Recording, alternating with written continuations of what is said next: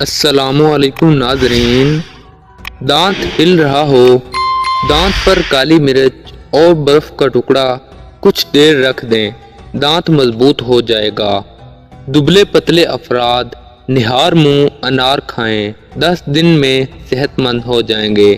40 سال میں 20 سال جیسا دیکھنا چاہتے ہوں تو منہ دھوتے وقت چہرے پر کھیرے کا رس لگا دیا کریں۔ حاملہ خواتین ہلدی اور دہی کے پیسٹ کو ہر روز پیٹ پر لگائیں، اس سے پیٹ پر دوران حمل پڑنے والے سفید نشان اور خراشیں دور ہو جائیں گی۔ تیز چمک کی وجہ سے آنکھیں خراب ہو جائیں تو ناریل کے ساتھ تیل میں سرما ملا کر لگانے سے کچھ ہی دنوں میں آنکھوں کی روشنی پہلی جیسی ہو جائے گی۔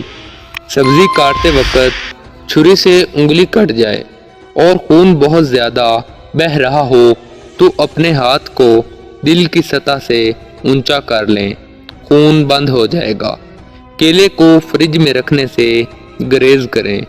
کافی کو فریج میں نہیں رکھنا چاہیے، اس سے دوسری چیزوں کا ذائقہ بھی کافی میں آ جاتا ہے۔ کپڑے اگر واشنگ مشین میں ڈالنے لگیں تو بلیچ کی جگہ لیموں کا رس ڈال دیں، آپ کے کپڑوں کی نہ تو چمک خراب ہوگی اور نہ ہی کوئی نقصان ہوگا۔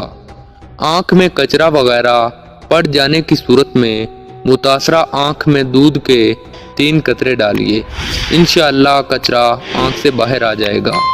بواسیر ہو تو تازہ دودھ سے پاؤں کے تلووں کی مالش کریں، انشاءاللہ فائدہ ہوگا۔ نہار منہ ٹماٹر کھا کر اوپر سے دودھ پینے سے خون صاف ہوتا ہے اور تازہ خون بنتا ہے۔ گائے کا دودھ کینسر سے بچاتا ہے۔ گائے کا دودھ بھینس کے دودھ سے ہلکا ہوتا ہے اور جلد ہضم ہوتا ہے۔ لمبا دھاگا اور لمبی زبان ہمیشہ الجھ جاتے ہیں، اس لیے دھاگا لپیٹ کر اور زبان سمیٹ کر رکھیں۔ جب عقل مند بوڑھا ہوتا ہے تو اس کی عقل جوان ہوتی ہے، اور جب جاہل بوڑھا ہوتا ہے تو اس کی جہالت جوان ہوتی ہے۔ جب کسی کی کوئی بات کڑوی لگے تو سمجھ جاؤ کہ سچ بولا جا رہا ہے۔